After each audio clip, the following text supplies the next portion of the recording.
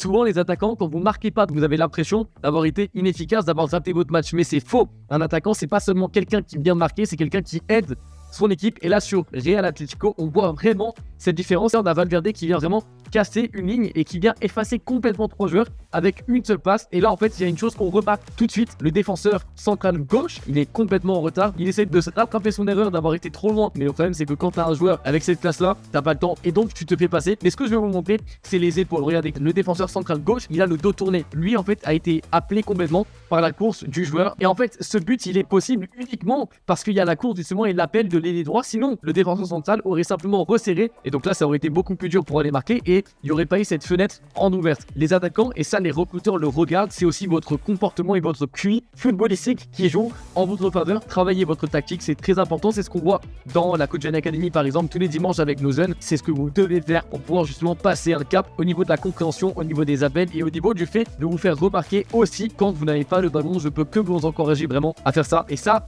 les joueurs qui l'appliquent forcément passent un cap plus rapidement que les autres.